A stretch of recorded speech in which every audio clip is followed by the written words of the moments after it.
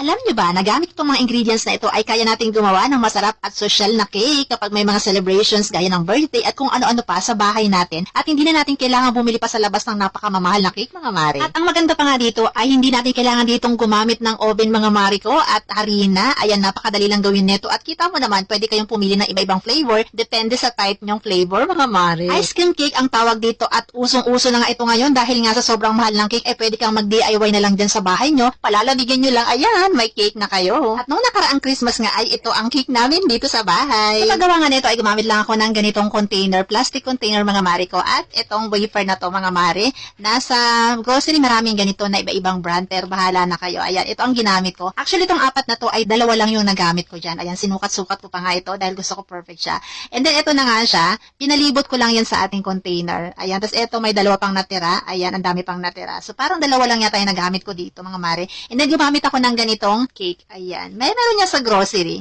Pero ito kasi, kung may makikita kayo na strawberry flavor, gora lang kayo. At depende nga kung anong flavor ang gusto nyo. Kahit anong flavor naman na type nyo, okay lang. And then, press ko lang yan kasi ito yung magiging base ng cake natin mga mare. So, pansin nyo, parang nag-ano siya, na-flatten ko siya. Ito na yung base natin. Ayan. Press ko na lang yan. Ayan. Hindi na ako gumamit yan ng rolling. Press ko lang yan. Tapos, ilalagay natin yan dito sa base ng cake natin. Ayan. Nagamit ko lang dito mga mare ay 3 bar lang ng cake na to. O, diba? O, yan. Tatlo na yan.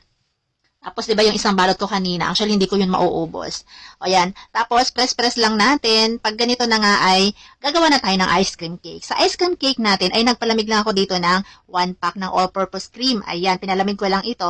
Ayan, tapos maglalagay din ako dito mga mare ko. Nagpalamig na rin ako ng condensed milk. Pero, kalahating lata lang to Ayan, kasi ayoko ng sobrang tamis. Tapos, imi-mixer ko lang to. Alam mo itong mixer na to, sobrang ano neto. As in, sobrang tibay netong mixer na to. Ang tagal na neto sa akin, pero talaga namang nagagamit ko siya.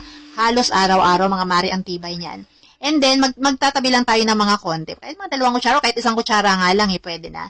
Tapos, kukulayan natin yon. And then, lalagyan na natin dito yung ating ice cream. Ayan, i-ano nyo lang to mga mare ko. Ayan, ikalat nyo lang yan dyan. Tapos, maglalagay na rin tayo dito ng itong bar natin, cake bar natin kanina.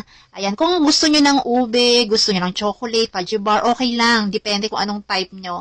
Ayan, tapos, ayan, naglagay ulit tayo ng filling dyan. O, diba itong ice cream natin. Ayan, nilagay ko lang siya dito sa pinaka-cake natin. Parang ice cream cake to mga mare ko. And then, yung tinabi natin kanina mga mare na yung tinabi natin na konti, kukulayan natin ito ng red. Ayan. Kulayan natin ng red kasi ang labas din naman nito ay pink. O, ayan. O, diba? Konti lang para talagang ang datingan is strawberry talaga siya. So, ganyan lang yan mga mare ko. Haluhaluin natin hanggang sa magpantay siya. Okay? Tapos, ilalagay natin siya dito sa ibabaw kasi ito yung pinaka-design natin. Lalagyan natin siya ng design. Wala, gusto ko lang talaga may design sa ibabaw. O, diba? Ganyan lang. Actually, makapal. Ito dapat pala dahil mga 1 kutsara lang nung natin. Kanina hiniwalay. Ito kasi parang medyo makapal na siya. So, kahit 1 kutsara lang mga mare, kung gagawa kayo, kahit 1 kutsara lang yung itabi nyo. Tapos, kuha lang kayo ng stick, ganyan na malinis na stick. Ayan. O kaya kung may barbecue stick kayo, hugasan nyo lang. Tapos yan, pinangganon-ganon ko lang siya. Ayan, tapos, gagawin natin dito ay palalamigin natin ito. Siyempre, para mag-set siya. So, para nga mas mabilis, ay nilagay ko na ito sa freezer para mas mabilis siya na lumamig. Takpan lang natin ng kahit na, ayun, may takip naman talaga to. Pero kung walang takip yung nyo, takpan nyo na lang ng plato na square. Ayan. Tapos, pag malamig na mga mare, ito na siya. Unmold na nga natin siya.